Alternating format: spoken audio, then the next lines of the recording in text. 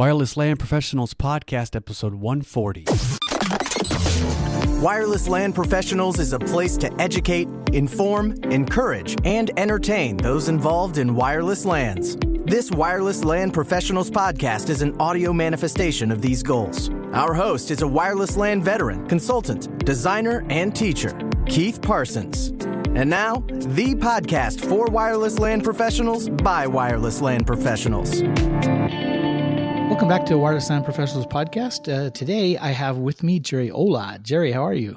Hey, Keith. Yeah, doing fantastic. Hanging out here with my buddy UC in Florida. In Florida, you guys are at Bixby, right? Yeah, we just actually wrapped up the Bixby event here and catching up on some things here before heading home. Did you convince them all to do Wi-Fi correctly? Yeah, I think we made some progress. What do you think, UC? Yeah, for sure. Hey, everybody. Hey, Keith. Good to hear from you again.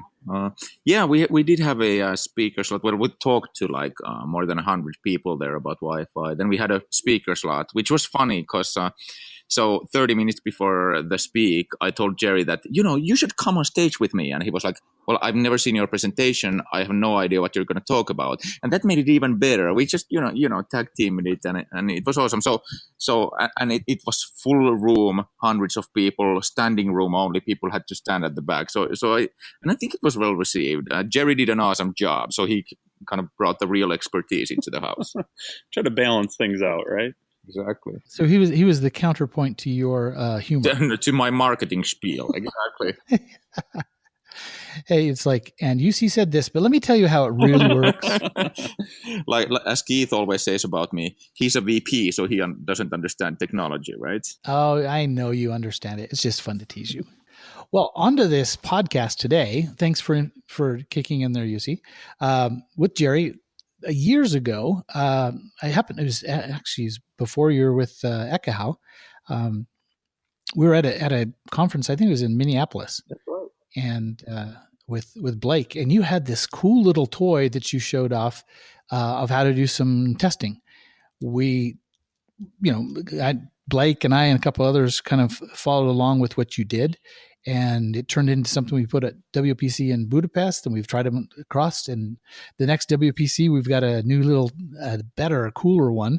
I thought it'd be a good chance for our audience to listen in and kind of hear the history of how Jerry developed this whole thing. I mean, this is your baby, and it's come a long way. So you good with that? Yeah, absolutely. That was a good reminder of. I totally forgot about that event, and that was definitely a big step in the right direction of the small portable throughput testing device, and that's really where that whole thing was born from. Was trying to come up with just had this kind of project where I was previously working at a company doing a lot of stuff with voice over Wi-Fi type deployments, and anybody that's worked with voice over Wi-Fi knows the challenges that are associated with that, and just testing the readiness of a network for voice over Wi-Fi and the resiliency of the network to make sure that it was going to support that type of traffic. And needed to be able to go to different sites and be able to quickly just deploy this throughput testing device that could test the throughput, but also the consistency of the network. So measuring things, particularly like jitter on the network to see, was the network, fluctuating, going fast, slow, or was it, running at a consistent speed, end to end, right? Not just the Wi-Fi, but also testing the wired piece where the head end of the voice server would be. So you could have used just a laptop running iPerf or something on one end. What made you think of not, that's the first thing most of us would think about is get out my spare laptop and attach it someplace. Yeah, absolutely. Yeah, so certainly could have. I wanted, I was traveling a lot. So anybody that's doing, Wi-Fi surveys and stuff, I'm sure can relate. The smaller we can come up with things and battery powered and things like that. That's always what I had in mind and looked for. So lugging around a second laptop wasn't going to be a good solution to, be lugging onto a plane and things like that and having to keep another laptop charged and carrying around another charger. So I wanted to come up with a really portable, really lightweight solution, one, so that I could travel around with it, but two, occasionally I needed to move this thing around to different parts of the network. So being able to just have the battery powered, be able to unplug it from maybe one switch and plug it into another switch in a different part of the network or different building, made it really, that's really what I was after, right? So did you think of a little, Raspberry Pi as a alternative? Briefly looked at a Raspberry Pi and then quickly realized that was not the right solution for a real, true, robust throughput testing device, because of the biggest limitation on the Raspberry Pi is the Ethernet port is a 10100 only Ethernet port. So you're going to have a big bottleneck there if you really want to kind of drag race test an 802.11 AC network and see what the speed is. That's going to be a bottleneck for you. For jitter, that kind of thing, yeah, it would have worked fine for just being able to test, certain things. But yeah, it's not going to be the ideal solution for that. So what was the single board computer you went with instead? Yeah, so it even back up a little bit further. Before the Odroid, I did kick around a couple other pieces of hardware. The very first one that I actually used was actually a open source wireless router that was just a consumer grade and had a couple gigabit Ethernet ports on there. And it was open source, so it was running like an embedded Linux on there, and I was able to use that to run like an iPerf server, but it was just really difficult to work with, really limited on what Linux versions it would support and what packages I could install. And was it like regular Linux, or was it more like a WRT? Exactly, yeah, it was a DDWRT firmware that I was running on there. So yeah, you were really limited of which versions the hardware would support, right? So yeah, that, and the other thing was it was a little bigger, because it was a wireless router, and then you couldn't really battery power it, and it had to have like a brick charger for it. So it had, it was still a decent size. It wasn't really much more convenient than lugging around an extra laptop, like you said. And then discovered the Odroid. So actually, kicked around a couple of different single board computers. Prior to that, not really worth probably mentioning the other ones because they just weren't very good for support and Linux support. So yeah, ended up finding the Odroid made by Hard Kernel, and had really good support from the community. Not as vast as like the Raspberry Pi community is, but good enough for my purposes of supporting different Linux kernels and up to date, and all the packages and things like that. So it works with like the Debian and Ubuntu distros.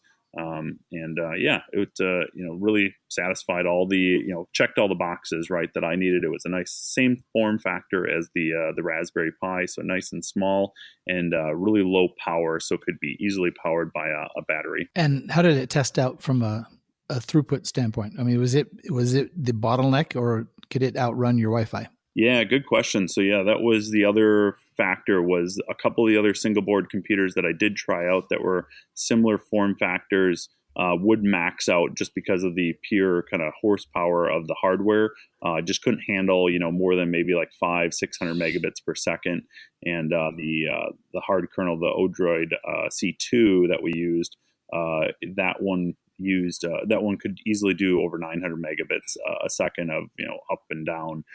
So yeah, really could saturate the whole gigabit Ethernet connection. And Odroid had some others that are even more powerful, but then they draw more power. Exactly. Yeah, it was kind of the perfect balance, right, of size, horsepower that it had capable of processing, but then didn't draw very much power.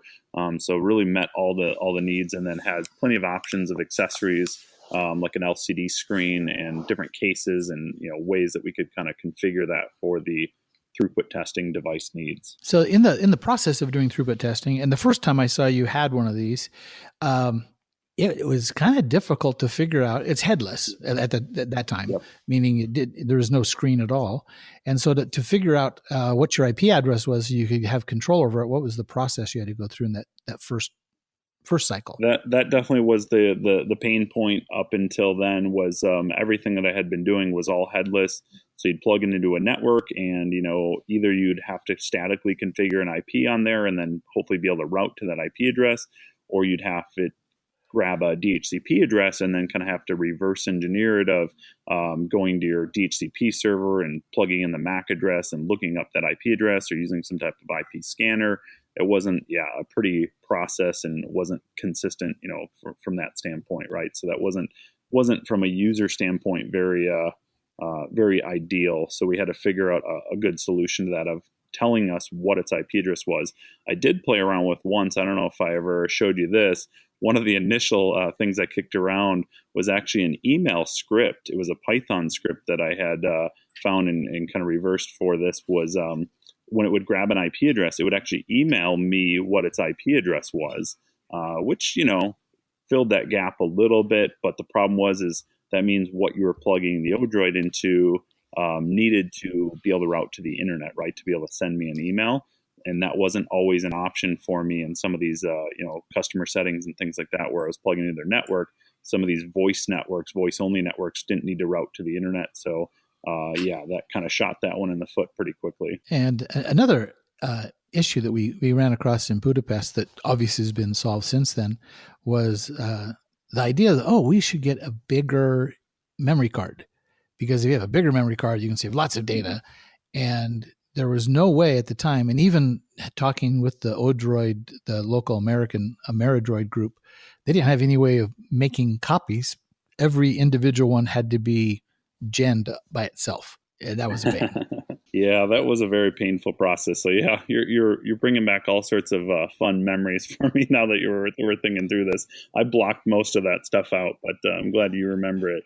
But yeah, it was the bad years. Exactly. We had to overcome a few obstacles getting it this far.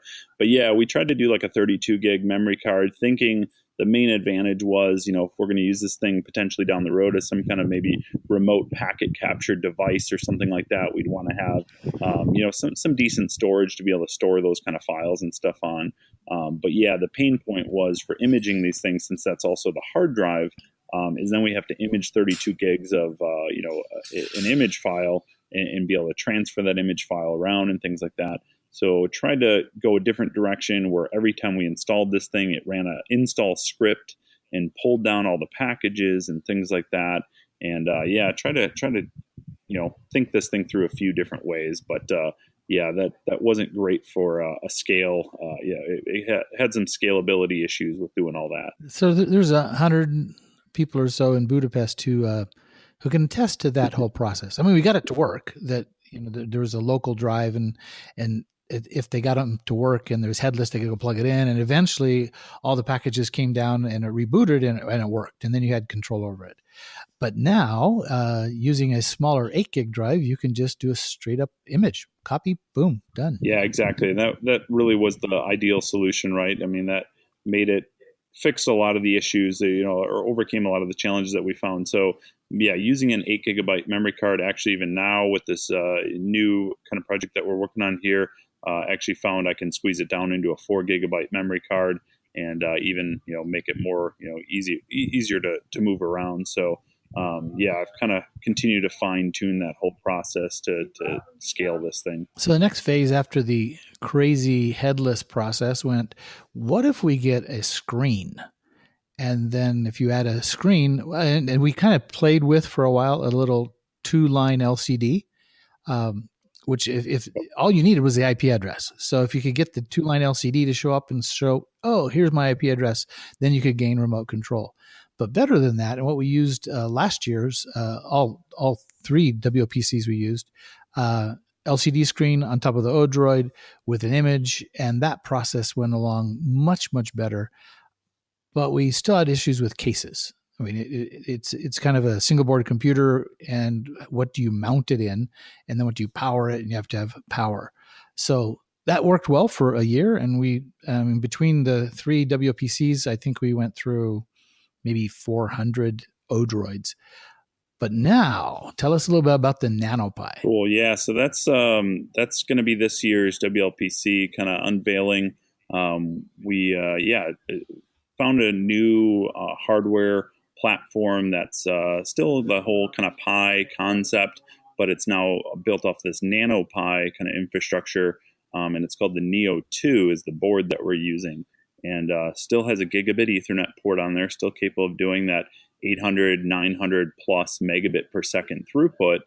So still great for testing even things like, the latest and greatest 802.11 AC APs, and still gives you all that functionality, but in an even smaller form factor. So this is a tiny little cube, and has a small LCD screen on there that's actually OLED based. So it's a nice, clean, crisp, text output on there that's nice and bright, fairly small but still easy to read, and has some buttons on there, and it gives us a lot of the same functionality that we had in the Odroid, but in an even smaller form factor, and in a more,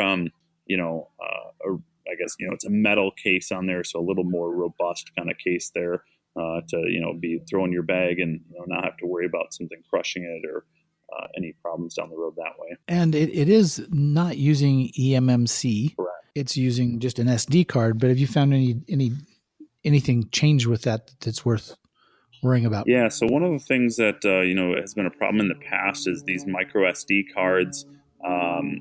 Had some issues with these kind of consumer grade ones of some corruption issues if you didn't shut the unit down properly and you just disconnected the power while it was in the middle of maybe reading and writing some information. So with these NanoPis, they provide a professional, or I think they call it industrial micro SD card that has some read-write verification type stuff, so protection type things built into it that should help prevent those kind of issues from occurring. And so far, I have not seen any of those kind of problems that we've seen in the past. So I'm hoping that this is going to be a good, reliable solution for long term. Good. Well, let's since we went through the little history of the hardware, let's go back and do history of the services or software that was on your version of this this little test tool. So in the beginning, you just had iPerf, and iPerf 2 or 3? So right off the bat, I think we were using, that's a good question. I don't remember if it was iPerf 2 or 3. Probably would have been iPerf 2. This is way back when I first started with that kind of DDWRT, and that was one of the big problems is, it only would support like iPerf 2. I couldn't put like the latest iPerf 3 version.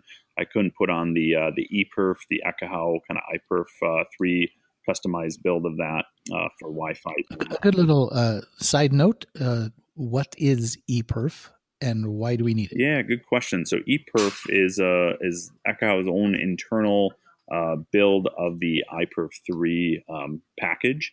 And what that does is allows us to do that same kind of throughput testing that you would do with iPerf 3, but using it in conjunction with like the Ekahau software for performing a site survey.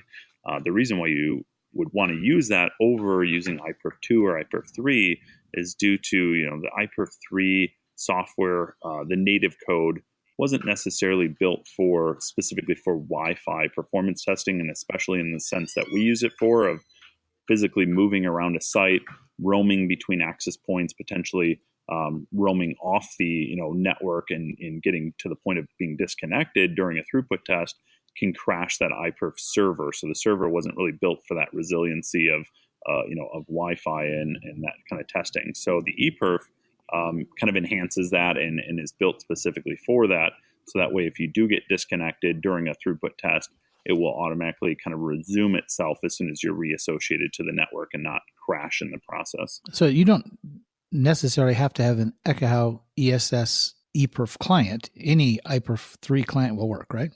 Yes and no. It's based off of the iPerf 3 code, but it's not identical. It doesn't have the full feature set of like iPerf 3. So it kind of depends on what you're testing. Certain things will work with it.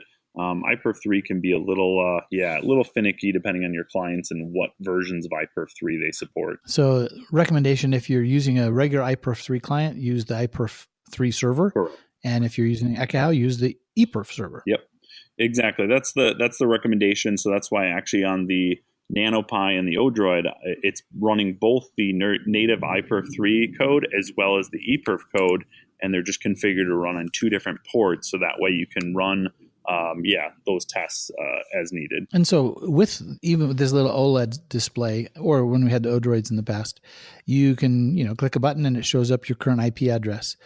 What are the things you can hit with that? Obviously, you can SSH into it and have control over the Linux box itself. Yep. In addition, what other ports is it listening on? Yeah, good question. So it's got the iPerf 2. Let me think. So iPerf 2 is running on its native port. ePerf is running on the native iPerf 3 port, and then you also have iPerf 3. I don't want to say the wrong port. I think it's 5202 if I remember right. I think the default port is like 5201, so I incremented it by one. And then you also have the ZAP protocol running on there, the ZAP package there made by Ruckus, which uses the SpeedFlex app, if anybody's familiar with that. That's normally running on Ruckus APs and controllers. This device can also run those types of throughput tests. So if you happen to not have a Ruckus network to test this thing on, you can plug this into any other vendor's equipment to do those SpeedFlex tests as well. And if you don't have any clients at all, if you don't have any clients to do the tests, you're saying? Yeah, so it also runs the web HTML. Yes, yeah, that's exactly. I thought that's where you're going. So yeah, one of the cool additions, and this was I think one of kind of the from WLPC, some of the suggestions was around the kind of enhancing this by adding a web server and doing some cool things with that. So one of the things we did was try to emulate kind of that speedtest.net that everybody's so familiar with to test their Wi-Fi networks. And I kind of put that in quotes because we know as wireless engineers that you're not really testing the Wi-Fi network. You're testing a lot of other things when you're doing like a speedtest.net. But if we want to test just the Wi-Fi, we need to have kind of that closed loop. So we put a web server on the NanoPi, and that's running an HTML5 version of a speed test similar to speedtest.net, and you can run those upload and download speed tests on a closed loop to test the actual Wi-Fi throughput. So yeah, any client will obviously be able to do that, whether you're on an iPhone or an Android device or a Windows or a Mac. You just punch in the IP address of the NanoPi device and be able to do that speed test. What I like it for is when your customers are, they say, well, show me this little test. Well, you just said, here, let's go take it. We plug it in, tell them the IP address. They hit it on their phone, laptop, tablet, whatever they've got, and they can run their own tests. And obviously it's only testing the wireless because we put it right directly behind the, wherever their AP is. So that was a handful of throughput testing. iPerf 1, iPerf 2, iPerf 3, ePerf, ZAP, and HTML5. So 5 different versions of doing throughput tests. What else can it do? So a couple of things we can do besides just the throughput testing was we provide, it's got a USB port on there, so we can connect some stuff up to that. And one of the things we provide and have been providing is a Wi-Fi adapter, or USB-based Wi-Fi adapter, right? So same kind of just client wireless adapter that you could plug into your computer and use it to connect with networks. But with the Odroid and in the NanoPi running Linux, we can do some other cool things like some packet analysis type stuff. For one, we could use it as a client device, and we could take that Wi-Fi adapter and connect this thing to a wireless network that way as well, if we wanted to be able to access it over the Wi-Fi.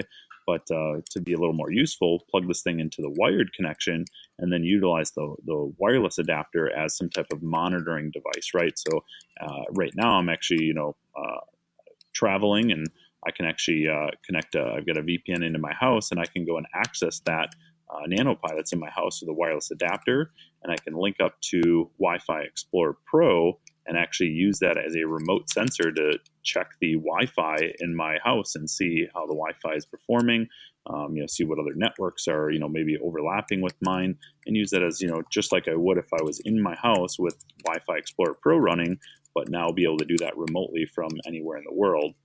So that's one of the functions you could use the adapter for.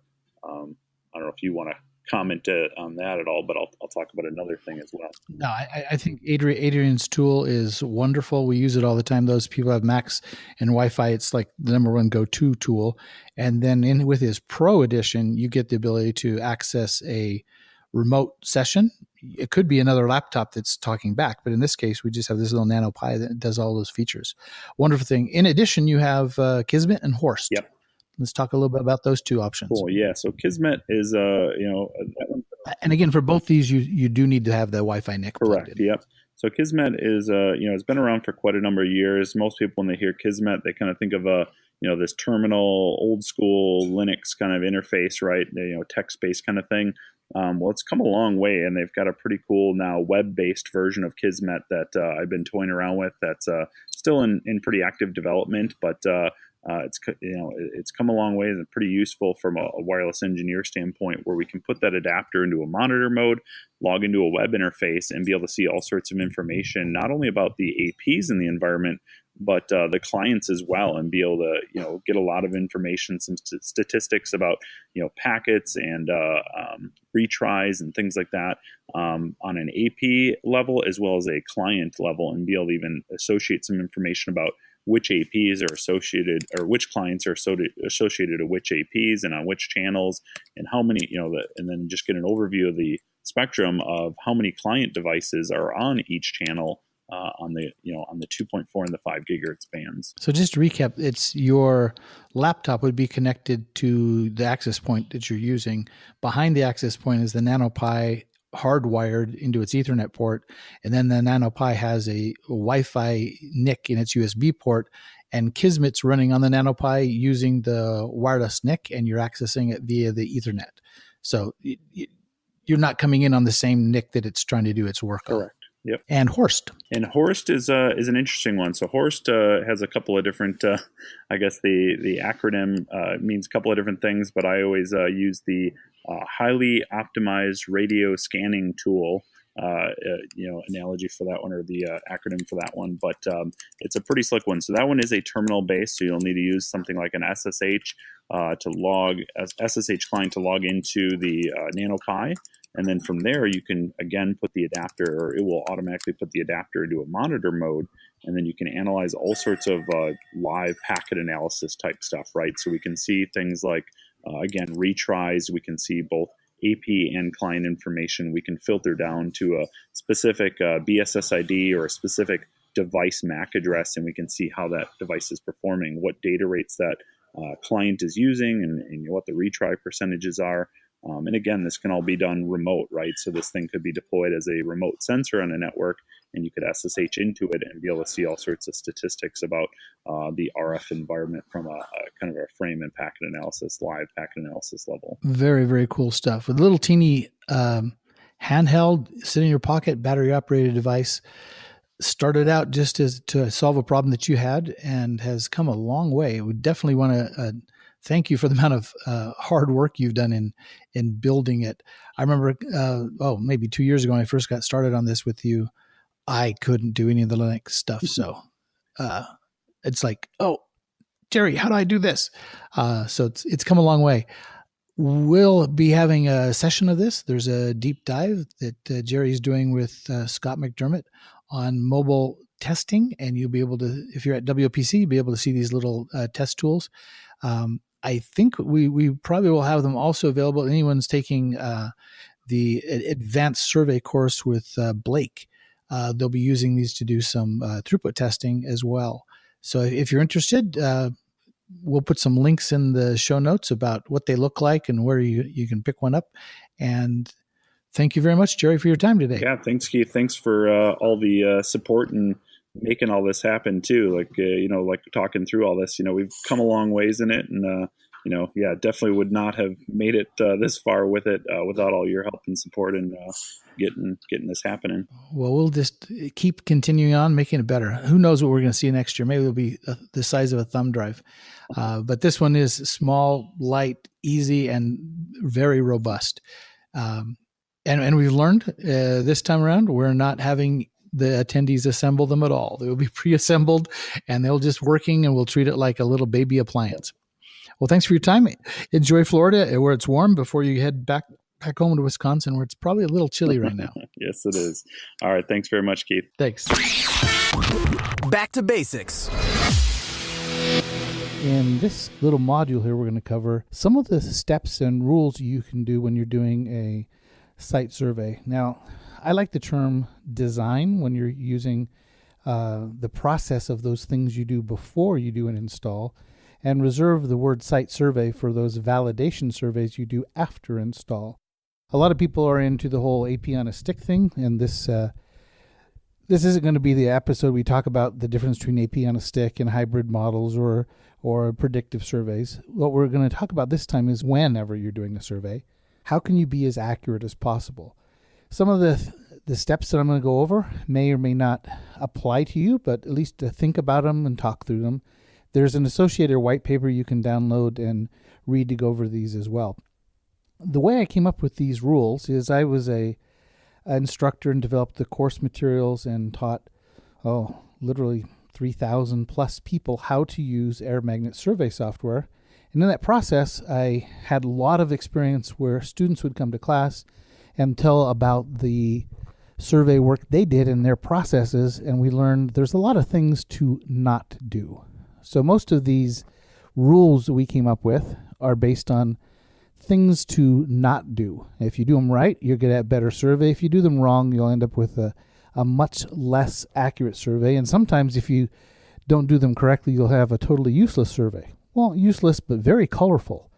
And a lot of people believe in the heat maps as the value of a survey. I'm not one of those. I think the value of the data collected in a survey is the analysis you can do of that data, not just the simple heat maps that get printed off that most people just use as, look, we have green everywhere.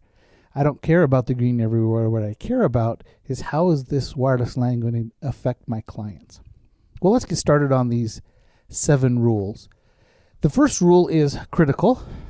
One of the reasons it's first is if you do this one wrong, you will have to do the survey all over again. Pause for effect. It's that important.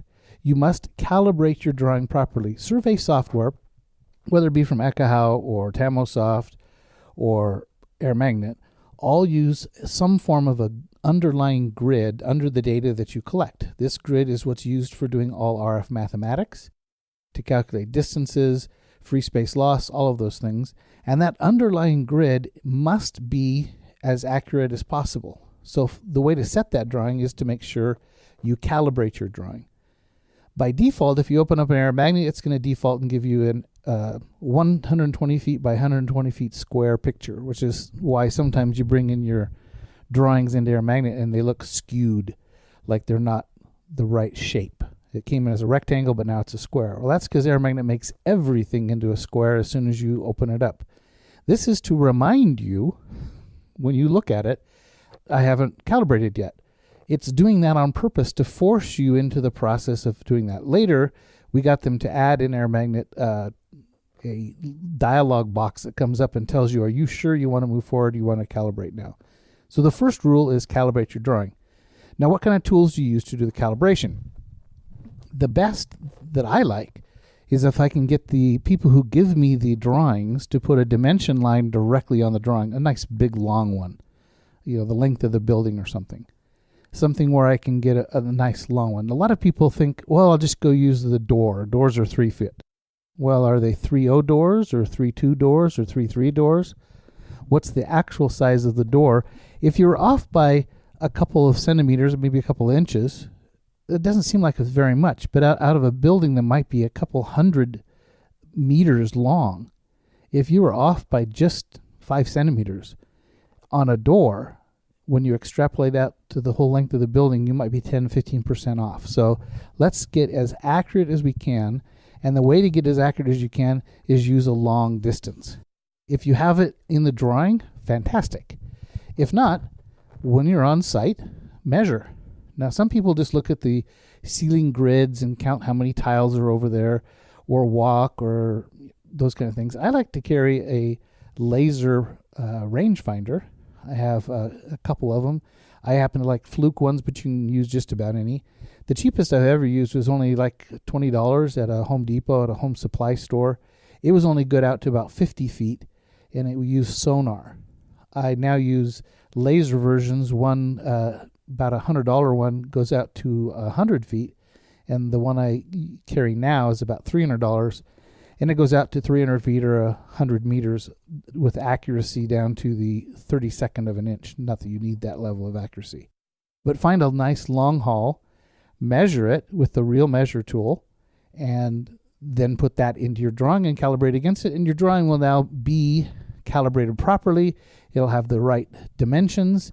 Now, you don't have to calibrate in 2 dimensions, only in X or a Y, not in both. Because if a piece of paper is a certain size, say 6 inches one direction and 3 the other, and you fold it in half and fold it in half again, If I tell you one of the dimensions is now 3, you know what the other dimension is, because it's a ratio of the original dimension that came in. So when you're calibrating one of your drawings, you only need to put in one of the X or the Y's, and it automatically figures out the other one based on the dimensions of the drawing that you brought in. So that's rule number 1, always calibrate.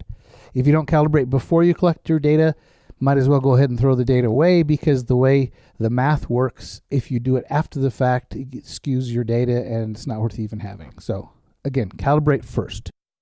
Second rule, not as important as calibration, but way up there on whether or not you're going to have to do the survey twice, is you need to set the scan to scan the channels that you need to scan. Now, it's a fairly simple rule. Scan the channels you need and don't scan the channels you don't need. I know it sounds simple, but the question is, what channels do I need? Well, in 2.4, you probably need 1, 6, and 11. You might need more if those channels are also evident. In 5 gig, however, you have to look, and there's a whole lot of them to look at there. And the more you add in your channel scan, the slower the data collection is, because it has to dwell on each of them. Now, the first thing is dwell time. Probably set it at like a quarter second, 250 milliseconds. This allows, while you're dwelling, 2 chances to hear every beacon from every AP on every SSID that's in the air. They go out every 10th of a second. We wait a quarter of a second. That's 2 chances. So even if they miss one, we'll still pick it up. So a quarter of a second's fairly fast, but not too fast to miss the data that's coming in. Now the question is, how many? Now there's some ways to get around this and to learn how many you need. One thing I like to do is take a fluke air check, or you can actually just use your survey software and do a quick survey on the outside perimeter of your building. This will give you all the neighbors, and you'll get to see whether or not you should be scanning a channel that there's a neighbor on to see if they're leaking into your building. You could also do the same thing on the interior of your building, do a quick walk around either with fluke air check or your survey, just in a passive mode to listen and see which channels are being used. That will tell you which channels you should be scanning on. Now, a couple of ways to make it go better. You can have multiple NICs, one NIC dedicated to 2.4, one NIC dedicated to 5 gig, and the 2.4 goes 1.6.11, 1.6.11, 1.6.11, very fast, and then we do the other on a different NIC. So set the channels to the channels you care about, and don't waste your time scanning on channels that you don't need. You'd like to have this go as fast as possible. So if you're going to scan 12 5 gig channels, that means every 3 seconds you're going to come back to another 5 gig. So depending on how fast you walk, you might need to slow down a little bit to be able to make sure between every spot where you click, you're going to get enough data collected from all the different channels. So second rule, set the channel scan to the correct frequencies. Number 3. By the way, what was number 1? Number 1, give you time to answer it on your own. Number 1 was you want to calibrate your drawing properly. The second rule was scan the channels you need to scan. And the third rule is to set your guess range. Now, the term used in air magnet is signal propagation assessment. I just call it the guess range because what I'm asking air magnet to do for me, and this is the same whether it be Akaha or Tamrosoft or anyone else, this is the same type of technique. There's an algorithm in there that says, I'm going to collect data at a certain XY coordinate that you tell me. So as a human, you're telling the computer, I'm standing right here, the corner of this place. And in the underlying grid that's being used to calculate all of the data, underneath where I'm standing, it's basically 100% accurate. I was here. I received the data while I was here. Thus, I have very accurate data at this location. Now, to keep you from walking everywhere, as in a really high quality survey would be click, move 1 meter, click, 1 meter, click, 1 meter, click, and do a grid of 1 meter all over the entire building. You would have highly, highly accurate data. You're never guessing more than a meter away. On the other hand, it's a very expensive survey because you have to go within 1 meter of every location and have thousands of clicks during a survey. On the other hand, you could do like some companies who like to give away free surveys, and they walk into a building 2, 3, 4 places, click, click, click, and set their guess range out to 200 feet. Well, it will make a nice, pretty green picture. You will have heat maps, but there's not going to be very much accuracy at all, because in between those 100 feet guesses, there's lots of walls, and the software assumes that there's going to be free space loss calculation unless you hit another data point. It doesn't know there's a wall there, so unless you get close to the wall when you're clicking and click on both sides of the wall, it never learns. So to get an accurate survey, you want to set your guess range as close as you can. Now, 1 meter is too close. That's going to be an expensive survey. 100 meters is too far away. It's going to be a cheap, easy survey, but you're not going to have very much accuracy. So the idea is to get it as close as you can. I like to go less than the normal ones that AirMagnet recommends. They recommend something like 30 feet for an indoor, and I'll say, no, I'd rather go 20. Or if it says 20, I'll go 15. I'll go a little closer, maybe 75% of whatever the recommendation is, because I don't mind walking and clicking more places. I just want higher accuracy. Now, I don't go to 1 meter because that would be too close, too much time. But between 10 feet, 15 feet, 20 feet, it's going to be enough to give you the accuracy you need without being too onerous on how many data points you're going to collect. So rule number 3, set your guess range properly. 1, calibrate. 2, channel scan. 3, set your guess range or signal propagation properly. Don't set it too far. And the 4th rule, there is a technique that allows the software, as you're collecting data, to collect raw data where you don't click. Now, it does it by making some automatic assessments. It works something like this. I stand someplace, I click, I know the XY coordinate of where I am. When I click on that location, the software now knows where I am on the grid. And then, based on time, 2 seconds later, it will make another snapshot of all of the data that's been collected. It doesn't know the XY coordinate of where I am now. I could be walking in any direction. So it just saves it in a buffer. 2 seconds later, it takes another snapshot, saves it in a buffer. Again, it doesn't know the XY coordinate of where I am at that point in time. And I keep walking. And every 2 seconds, bonk, bonk, bonk. It's collecting the data, saving it into a buffer. And then finally, when I click somewhere the second time, I'm telling the software, as a human, I am now here at this XY coordinate.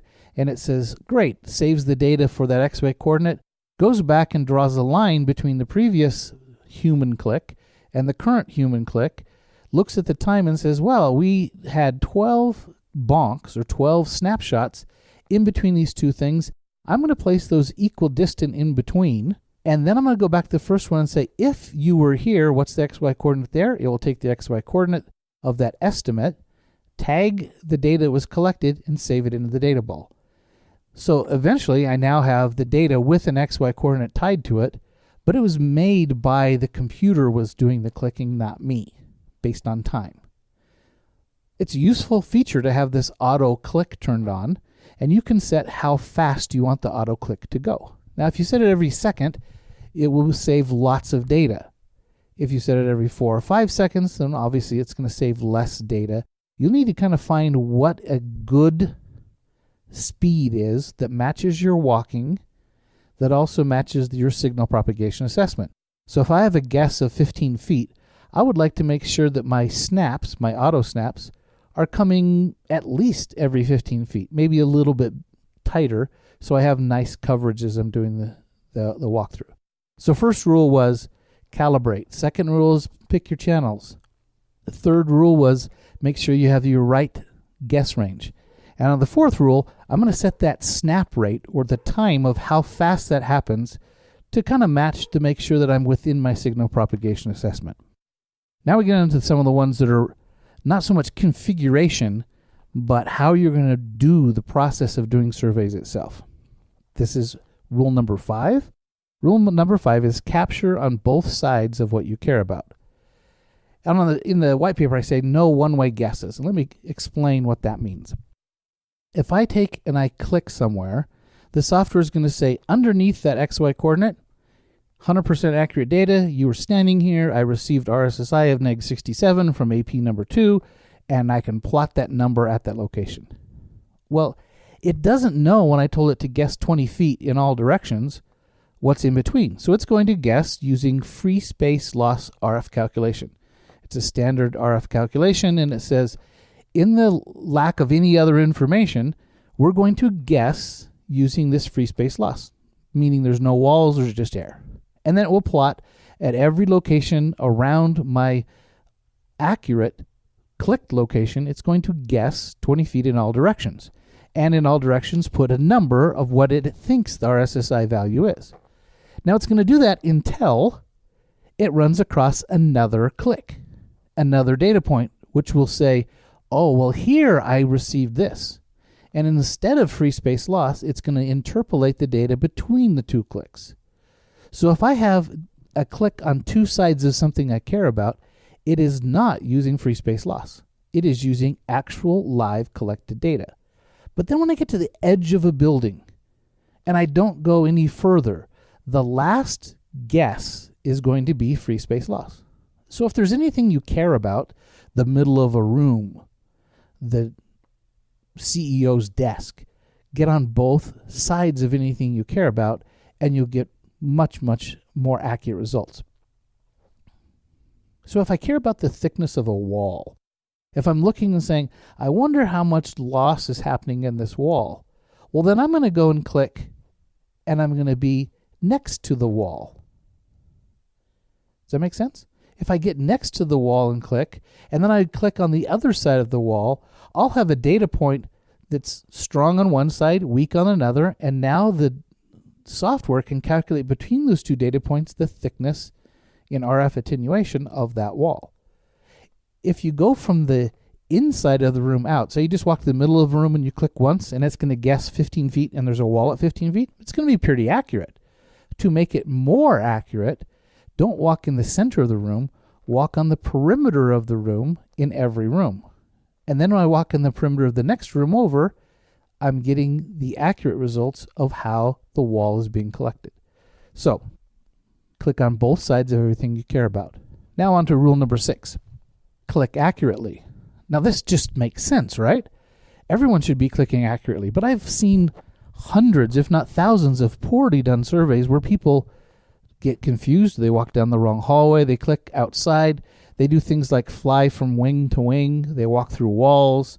They walk on water as they go across the swimming pool. All sorts of ways of doing inaccurate data collection. You should be able to look at the screen, see where you are in the real world, look at the map on the screen and know where you are, and click where you are. Now, depending on the tool you're using, you have different icons you can use for data dropping. In Air Magnet, they have a little guy, I call him Basketball Man because it looks like he has a basketball in his hand. The place where your personal feet are isn't where the icon's feet are, it's where the basketball is. That's really not a basketball, it's a target. So if you're on the edge of a hall, put the target or the ball on the edge where your feet are. Don't put the feet of the little icon man where your feet are, or you're clicking in the wrong place. So click as accurately as possible. Some other hints to make this go a little easier. If you lead ahead and you look forward and you say, the next place I'm going to click is going to be down the hall next to the bathroom door. Well, before leaving the spot where you're standing still, move the cursor to that next location. Then when you're walking, you don't have to like stumble and get your finger as you're moving around to get the click. All you have to do is when you get there is tap, and your cursor is already in the correct location. Yes, we know if you click and you have auto snap on, it's going to make nice snapshots all the way down the hall. You can increase accuracy by every time you cross a T in a corridor or a bathroom or a known location. If you drop another human anchor point where you know where you are, you can increase your accuracy. So try to be as accurate as possible. The 7th rule. Always, sometimes in class I sing always and forever, always you want to do a passive survey. And when I say passive survey, I'm not saying do a passive survey on a single SSID. I'm saying do a passive survey where you have the software looking at everything.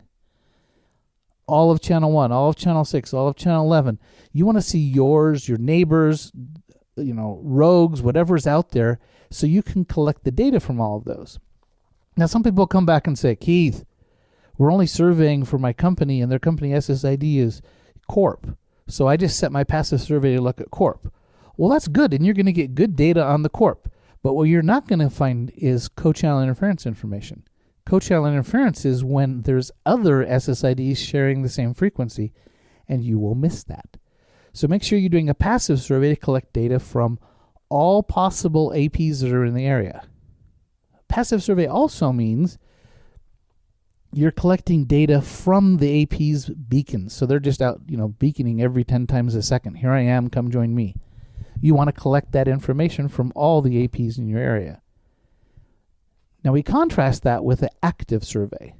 In an active survey, we're going to have the client in our survey software associate to either a specific AP or to an SSID, and then I hit the roaming, it might roam, I can have the roaming turned on or off. In an active survey, we collect better data. Now, it's only slightly better, but it's better data. I will get not an estimated data rate, I will get an actual data rate. I will get error rates because I'm sending packets to and from the AP. So an active survey is a wonderful thing. It gives us slightly better data, but at a much, much higher cost. So rule 7 was always do a passive survey. Even if you're going to do actives, always do a passive as well. I've seen people bring back active surveys that show 7 APs in a hospital. Well, that just happens to be the 7 they were actively on. They never roamed to the other APs, so there's no data from the other APs. That's why you always must have a passive. Well, since we're talking about rules, let's augment the last rule of passive survey and talk about active surveys. Because if you're going to do an active survey, and I think active surveys are great. Some people complain that I'm anti-active survey. I'm not anti-active survey at all. I think active surveys are fantastic. They're just really expensive because they take a long time to do them correctly. And if you're not going to do an active right, don't do one at all, because it's going to skew your data to be less accurate than a passive alone. Let's talk about some of the rules for active surveys. First, you need to collect data from all your access points. Active surveys, by their very definition, can only collect data from one AP at a time. So if I collect to an AP and I walk around and it stays on that AP, when I'm all done with my survey, I have one AP's worth of data. That's it. No co-channel interference information, no adjacent channel information, no information about my neighbors, no information about rogues, no information about other SSIDs. I have information about one AP and one SSID. Pretty good information, but very limited in scope. So to do good, accurate, active surveys, you need to make sure you're doing a survey on every single AP. Now, even if you roam from AP to AP, that doesn't mean that you roamed and got them all. You might roam and jump from AP number 1 to 4 to 7 to 12 and miss all the ones in between, which means you have to come back and take another pass and roam from 2 to 8 to 9 and keep a list of all available APs, which ones you collected data on, and then go back and make sure you pick them all up. So first rule for accurate active surveys is survey all APs. That's possible. That's not too hard. It takes maybe 3, 4, 5 passes to pick it all up, which is why active surveys cost more. Next rule, capture to the edge. Now, a lot of people say, let's say my target is I need neg 68. That's the goal. I want neg 68 dBm. So they'll do an active survey, they connect up to an AP, they walk till they hit the edge of their target, 67, they might drop down to 60, 70 or 72 or something, and then they'll get back inside that AP's coverage zone, and they're basically looking to find the edge of where that 67 is, and they'll work in and out, in and out, in and out, in a circle or square, whatever the process the building looks like, to find the edges of that AP. That is wrong. Just plain simple, that is wrong. Because using that technique, you will only get the part you want. What you don't collect data on is where the AP actually has coverage, which will be causing co-channel interference. You never collected the data. So when you report on it, you'll never see the interference because you never collected where the AP was not wanting to go. So you need to make sure as you're collecting data on each AP, you go to the edge, at least down to say -85 or something, to find out where the AP is weak. You must do that or you won't get any of the co-channel interference information. Now, some survey software will allow you to tweak and cheat a little bit by telling the NIC to roam early. Like you might be able to say, I want to roam off of an active survey. Whenever I get to neg 70, roam to the next one. And the survey software overwrites the NIC's normal firmware. And when you get to neg 70, it will roam to another AP. It's great. It makes for much faster active surveys, but much less accurate active surveys, because that's not how real clients work.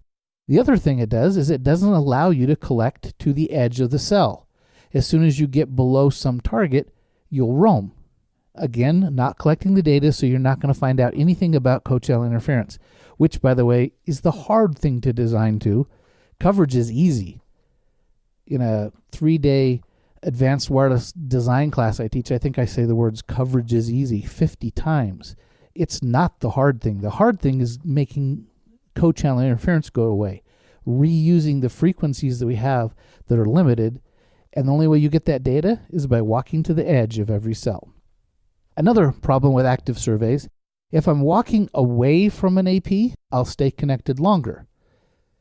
When I walk toward an AP, I might not roam because I'm stuck on the AP behind me. So what you end up getting is these tadpole-looking shapes. So around an AP with an omni antenna, I don't end up with a circle. I get this long tail, and the tail is the direction away from the AP when I was walking. It kind of skews the data. Well, in order to de-skew the data, let's say I walked in the office checking maybe 4 APs, and all of them don't have a circle. They have these little yin and yang looking tails coming off the sides in the direction of travel I was going. That tells me I have skewed data because it was the walking away stickiness. Well, to de-skew it, I will have to walk again, another survey, but in the opposite direction. So if I walk clockwise, I have to come back and walk anti-clockwise. Thus, active surveys take even longer to do correct. Another hint, if you're going to be merging surveys, merge all the passive surveys together once, merge all the active surveys together once, and then in one pass, merge the actives and the passives together. And then you get the most accurate data. So when it comes down to active surveys, go ahead and do them. They're good. They just take a lot longer. Most of my customers aren't willing to pay the 4 or 5 times more cost per survey to add active to it. So I do very few active surveys anymore because they're so dang expensive to do them right. And if you're not going to do one right, why are you doing one at all? Because you know you're getting less than accurate data. So, recap. Calibrate your drawings. Set your channels to scan right. Set your signal propagation assessment to the right way. Set your snap rate to make sure you're taking those auto snaps on a timely basis. Walk on both sides of anything you care about. Click accurately, and always, always do a passive survey. Thank you for joining us for another episode of the Wireless LAN Professionals Podcast, the podcast for wireless LAN professionals by wireless LAN professionals. Be sure to follow us on Twitter at Wireless LAN Pros for all the latest news and updates, and also connect directly with Keith on Twitter at Keith R. Parsons. Head over to www.wlanpros.com for this episode's show notes, as well as the latest in all things Wi-Fi.